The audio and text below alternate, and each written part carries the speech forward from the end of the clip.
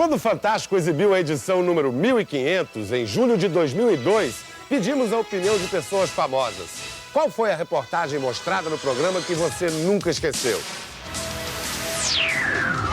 Uma coisa que eu lembro do Fantástico é aquela reportagem sobre o menino da bolha, que ele não podia respirar o ar normal, quer dizer, normal entre aspas, que a gente respira.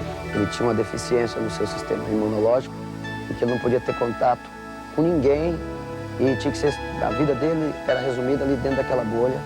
E aquilo me impressionou muito, ele brincando dentro da bolha e convivendo ali, confinado dentro daquela bolha, naquela situação. E só podia tocar coisas totalmente esterilizadas. Essa reportagem emocionou milhões de telespectadores naquele distante 21 de setembro de 1975. O Fantástico tinha 2 anos de vida. Houston, no Texas, é um dos maiores centros médicos dos Estados Unidos.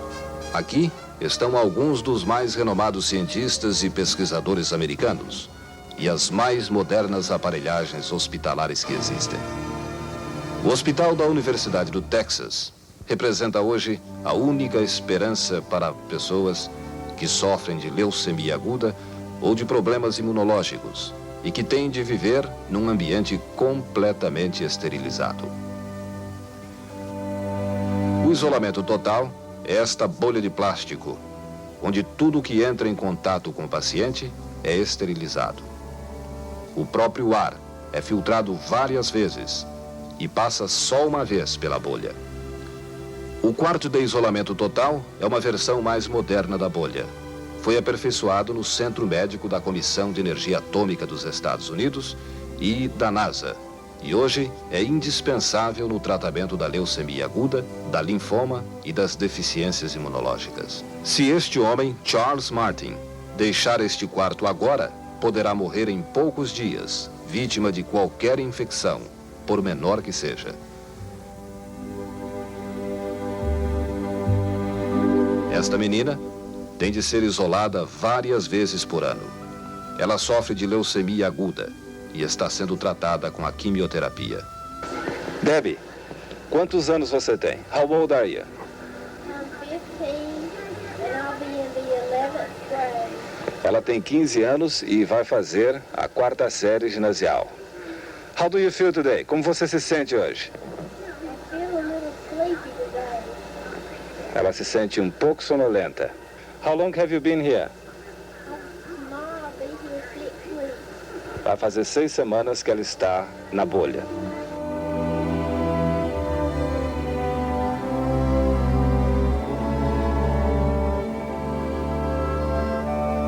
Mas o menino David, ou Baby David, como é chamado, isolado no hospital da Escola de Medicina Baylor, é o centro das atenções dos médicos e cientistas de Houston.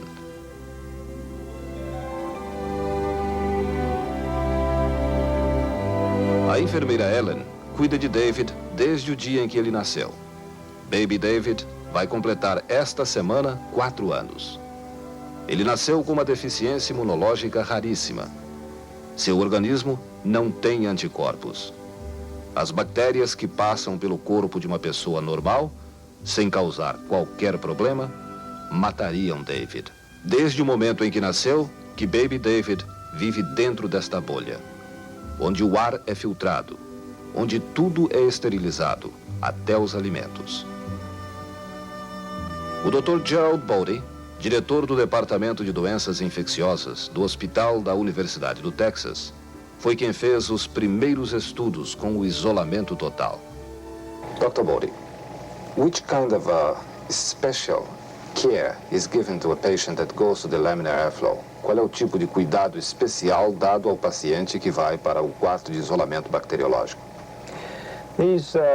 Os doentes que são colocados no quarto de isolamento bacteriológico ou na bolha só comem alimentos esterilizados. Suas roupas, a roupa de cama, tudo é esterilizado antes de ser colocado dentro do quarto. Até mesmo a correspondência, os jornais e livros têm de ser esterilizados. Qualquer coisa que o doente coma ou beba é cuidadosamente esterilizada. O paciente, por sua vez, tem de tomar banho com um sabonete especial para esterilizar sua pele. Ele toma diversos antibióticos e vários outros remédios para esterilizar seu aparelho respiratório, a garganta e o sistema gastrointestinal.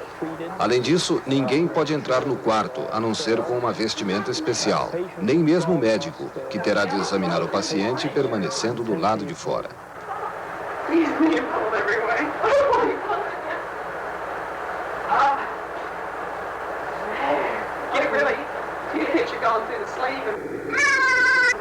No momento em que o paciente é levado para a bolha ou para o quarto de isolamento total, sua pele é examinada no laboratório. Depois de uma semana isolado, seu corpo está totalmente limpo de impurezas. Como funciona o quarto de isolamento bacteriológico? O ar entra por aqui, neste primeiro sistema de filtros. Depois, o ar é bombeado para outros filtros de partículas microscópicas, que ficam na parede interna do quarto de isolamento. Estes filtros são tão eficientes que podem purificar o ar de quaisquer bactérias e fungos. O ar é bombeado de tal forma que ele passa uma vez só pelo quarto. Sai pela porta, sempre aberta, enquanto ar novo continua entrando pelo primeiro filtro. O ar circula a uma velocidade de 10 metros por minuto. Esta velocidade pode ser aumentada nos momentos de muita atividade do paciente ou de pessoas do hospital dentro do quarto de isolamento. How about the gloves? E as luvas? As luvas são usadas pelos médicos e enfermeiras no contato direto com a pessoa, especialmente para se tirar a pressão, ver a temperatura ou cuidar do paciente em outras situações em que não é necessária a presença do médico ou do enfermeiro dentro do quarto. No caso de terem de entrar no quarto de isolamento, terão de vestir uma roupa especial esterilizada com touca e máscara. Quais os resultados obtidos até agora com o quarto de isolamento bacteriológico e também com a bolha? A bolha, também chamada Ilha da Vida, foi o primeiro tipo de isolamento total utilizado nos hospitais. A bolha ainda é usada, mas não é a aparelhagem mais moderna de ambiente totalmente esterilizado. A mais avançada é o quarto de isolamento bacteriológico. A bolha foi usada também, inicialmente, no tratamento de pessoas com leucemia aguda, porque com a quimioterapia, estes pacientes tinham de 50% a 60% de possibilidade de recuperação. Em segundo lugar, estes pacientes correm um risco muito grande de pegar uma infecção qualquer que pode complicar seriamente seu tratamento.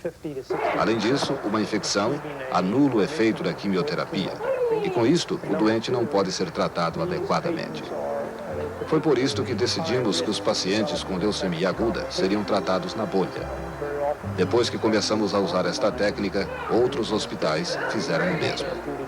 No último estudo que fizemos, comparamos os resultados obtidos com os pacientes tratados na bolha ou no quarto de isolamento total com os pacientes tratados no ambiente comum do hospital. 140 pessoas com leucemia aguda foram observadas. 105 foram tratadas no ambiente de isolamento total e 35 no quarto comum de hospital. 75 dos doentes totalmente isolados conseguiram se recuperar. Dos 35 tratados normalmente, apenas 15 melhoraram. A diferença é enorme. Das 105 pessoas tratadas com isolamento total, apenas 0,6% pegaram infecções. Entre as 35 tratadas normalmente, 1% pegou infecção. Com isto, concluímos que o isolamento total diminui em 1/3, pelo menos, o risco de infecções nos casos de leucemia aguda. Por outro lado, provamos também que os pacientes tratados com a quimioterapia, no quarto de isolamento total, demoram mais a precisar de outro tratamento, além de terem seu período de vida aumentado. Okay, come on. Ready? Here we go. Put your feet down. Good. Jump, go. There. You look so handsome. Há 4 anos que os cientistas da Universidade do Texas tentam curar o menino David. Seu mecanismo imunológico não funciona.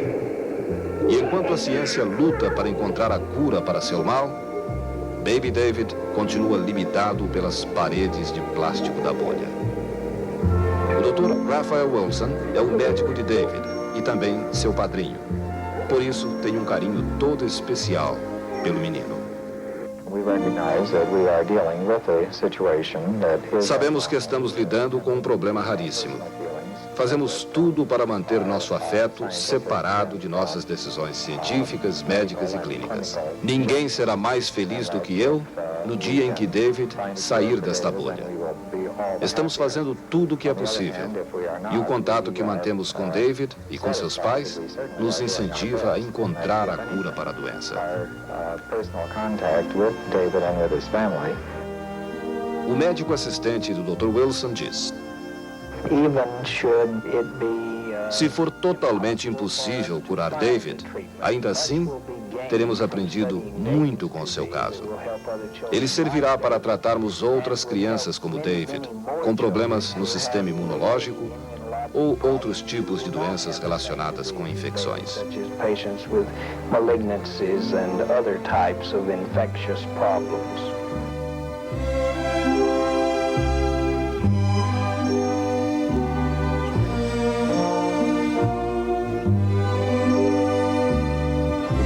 O hospital, Dr. David Freeman, diz ser impossível prever o que o menino da bolha sentirá quando ficar maior. Até o momento, David não apresenta nenhum trauma psicológico por viver dentro da bolha. Mas ele já começou a perguntar quando vai sair dali, indicando que sabe que existe um outro mundo além da bolha de plástico. Enquanto os médicos não encontram a cura para sua deficiência imunológica, Baby David brinca, vê televisão e aprende a viver no seu pequeno mundo, a bolha.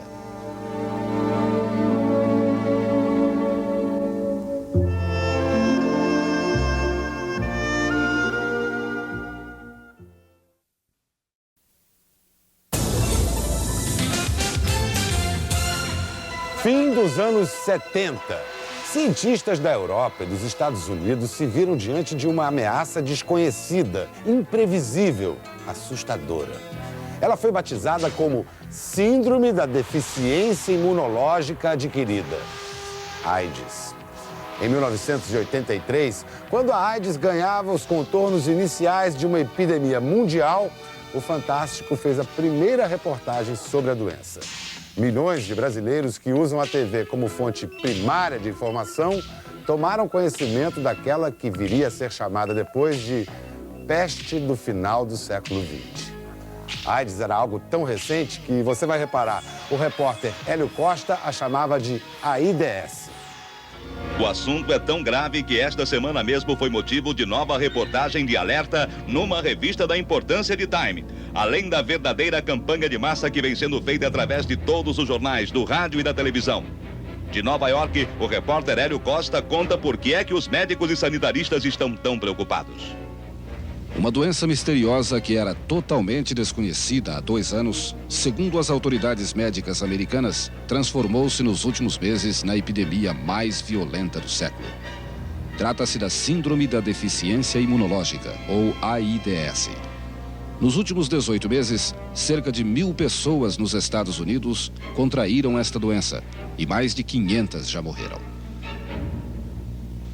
Há 1 ano que este homem, Phil Lanzerata, está lutando para não morrer. Esta nova doença praticamente destruiu as defesas naturais do organismo de Phil, seu mecanismo imunológico, deixando-o vulnerável a uma série de doenças fatais, que o obrigaram a ser hospitalizado 15 vezes, de junho até agora.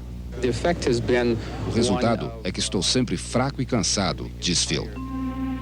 90% dos casos da Síndrome da Deficiência Imunológica foram constatados em Nova York, São Francisco e 5 outras cidades dos Estados Unidos. Mas, segundo as informações mais recentes, a doença já chegou a 29 estados americanos e a 15 países. Quem diz isto é o Dr. Richard Selleck, que dirige o grupo de trabalho que tenta encontrar as causas da doença. E aqui nos Estados Unidos, o senhor já considera o problema uma epidemia? Sim, sem dúvida. Agora que identificamos a doença, podemos dizer que tivemos em 1978 apenas 4 casos no país. Em 79, tivemos 9 casos.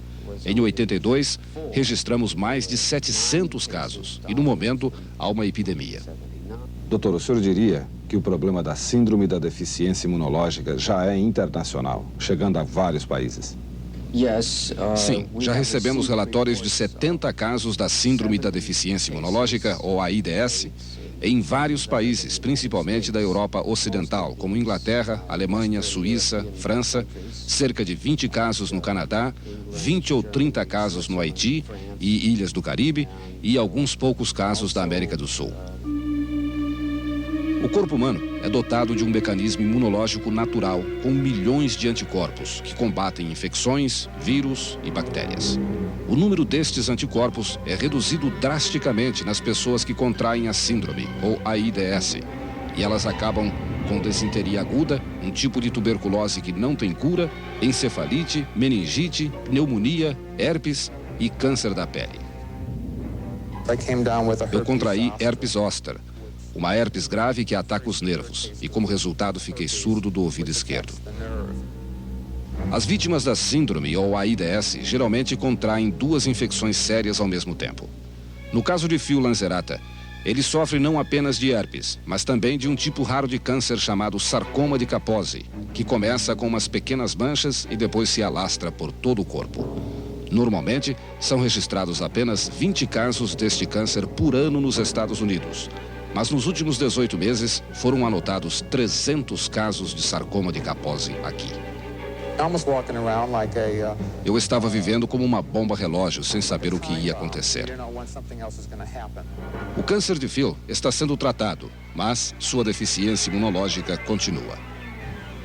Este é o Centro de Controle de Doenças em Atlanta, Georgia, o mais importante instituto de pesquisas de doenças contagiosas dos Estados Unidos.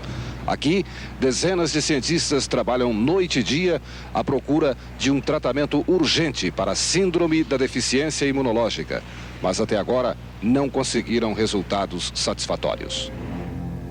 As únicas pistas que os cientistas conseguiram no combate à epidemia da síndrome estão nos tipos das pessoas atingidas. De cada 10 pessoas que contraíram a doença, 9 são homens. Alguns são hemofílicos e outros são refugiados haitianos. 25% são viciados em drogas e certamente usam agulhas de injeção contaminadas. 70% das vítimas são homossexuais, razão pela qual, no começo, a síndrome da deficiência imunológica, ou AIDS, era chamada de praga do homossexual. O Dr. Richard Selleck, do Centro de Controle de Doenças em Atlanta, diz, entretanto, que agora a síndrome não pode mais ser rotulada de praga do homossexual. Doutor, em que estágio estão as pesquisas para se encontrar uma cura ou pelo menos um alívio para esta doença? Estamos investigando várias técnicas de tratamento da deficiência imunológica. Em alguns centros, estão usando o interferon. Em outros, estão sendo feitos transplantes de medula óssea. O alerta contra a síndrome, ou AIDS, partiu daqui do Hospital Moffitt, em São Francisco, quando um menino de 1 ano e meio contraiu a doença. Não sabemos o que vai acontecer, diz o imunologista do hospital, Dr. Arthur Amann. É a primeira vez que temos de lidar com esta doença. Constatou-se no hospital que, ao nascer, o menino recebeu uma série de transfusões de sangue. O doador do sangue não sabia que tinha contraído a síndrome e morreu em agosto do ano passado. O menino ainda está vivo, mas os médicos não sabem se ele sobreviverá. 2 outras vítimas, também meninos, são hemofílicos. Um deles, Joey Harper, de 11 anos, recebeu sangue contaminado. Dá muito medo, diz ele, mas às vezes eu simplesmente esqueço tudo. Mas a quase todo momento o problema me vem à cabeça. De julho até agora, 27 pessoas contraíram a doença através de transfusões de sangue e 10 delas já morreram. Só nos Estados Unidos, 10 milhões de transfusões de sangue são feitas todos os anos. E não existe nenhum exame capaz de mostrar se o sangue está contaminado com a síndrome da deficiência imunológica. Esta semana, a Prefeitura de Nova York criou um serviço de emergência para atender as pessoas que acham que estão com a síndrome da deficiência imunológica. O serviço está recebendo, em média, 100 chamadas por dia.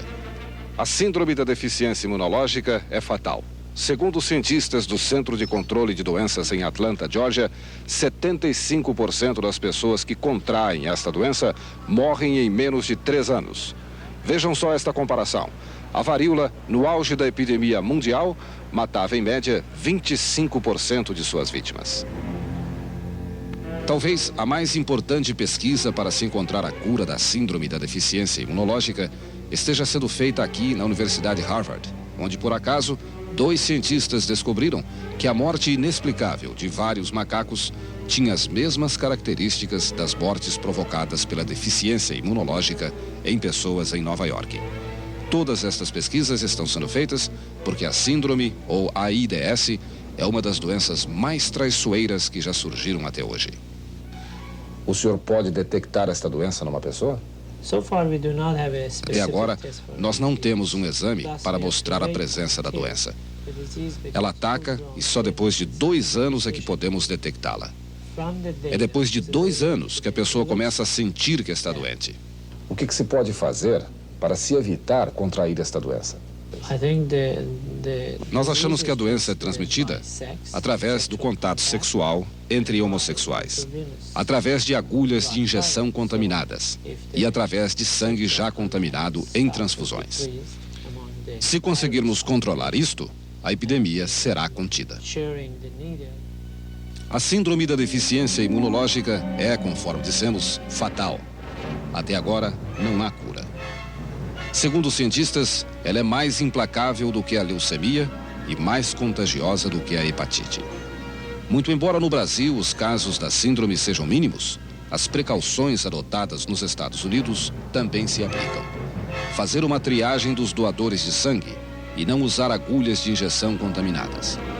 Além disso, só resta esperar que os cientistas encontrem logo a cura para este mal fulminante.